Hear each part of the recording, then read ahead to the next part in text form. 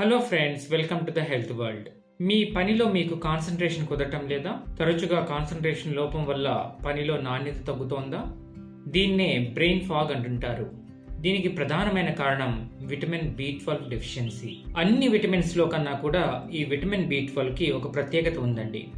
అది ఏంటి అంటే, ఈ విటమిన్ బి12 మనకు నాన్ వెజ్ లో మాత్రమే దొరుకుతుంది. వెజిటేరియన్ లో ఈ విటమిన్ బి12 దొరకదు.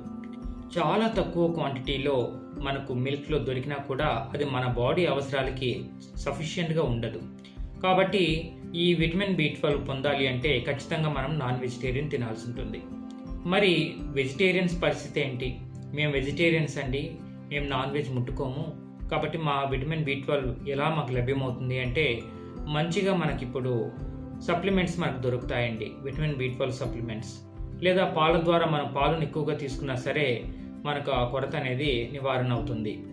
పాలల్లో మనకు కంపారిటివ్గా నాన్ వెజ్తో కంపేర్ చేస్తే చాలా తక్కువ అమౌంట్ విటమిన్ బి12 దొరుకుతుంది.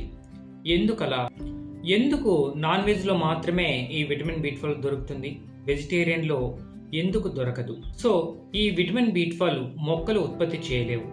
సో మొక్కలు ఉత్పత్తి చేయనప్పుడు వెజిటేరియన్లో మనకి ఇది దొరకదు.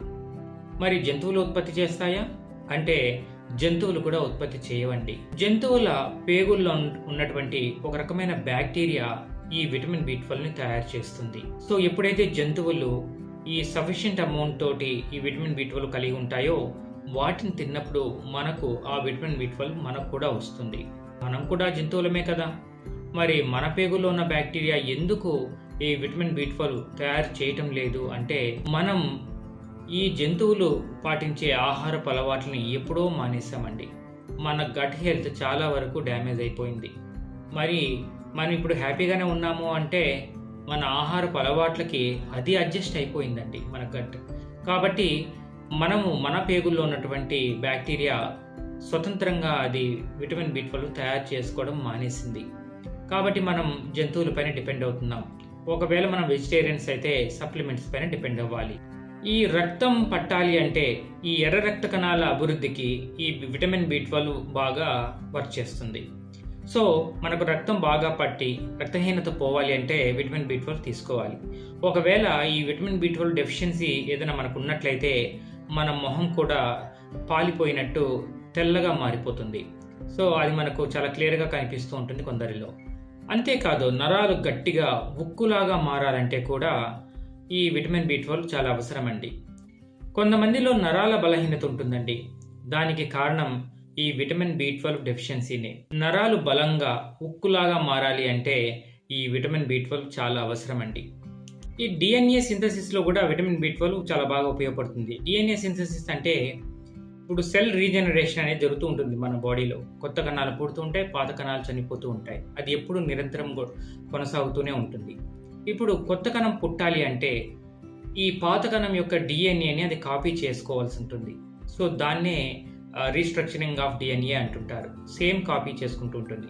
ఒకవేళ సెల్ డ్యామేజ్ అయిందనుకోండి, దాని రిపేర్ కూడా ఈ బ్రోక్ అయినటువంటి, ఈ విరిగిపోయినటువంటి డిఎన్ఏని తిరిగి రీకన్స్ట్రక్ట్ చేసుకోవడానికి ఈ విటమిన్ బి12 చాలా ఉపయోగపడుతుంది. చాలా మంది పిల్లలకి కాన్సన్ట్రేషన్ కుదరదండి.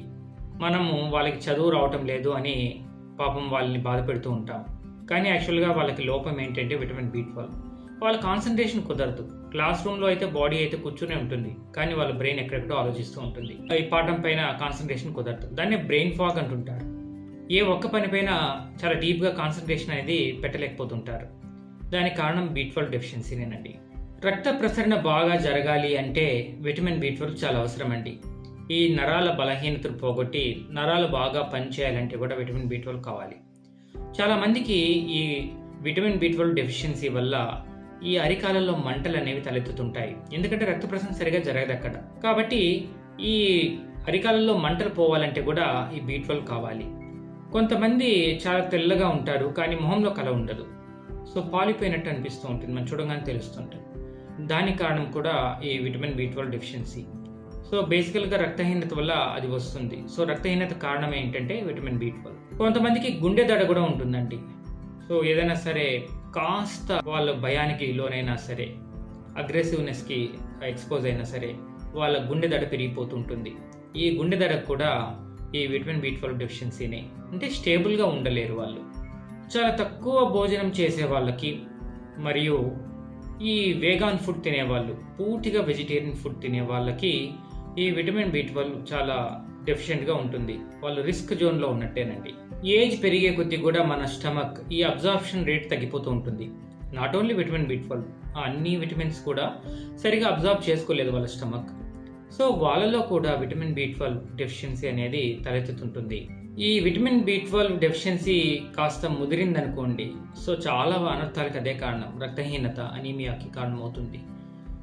ఈ నమ్నెస్, అరికాలల్లో సూదులతో గుచ్చినట్టు ఒకే మంట, సో దానికి కూడా విటమిన్ బి12 డెఫిషియన్సీనేనండి. వాళ్ళు బ్యాలెన్స్ కీపప్ చేయలేరు.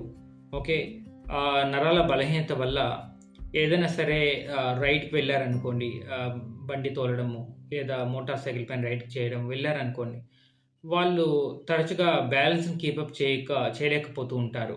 సో అది కూడా ఒక పెద్ద ప్రాబ్లంగా తలెత్తుంటుంది.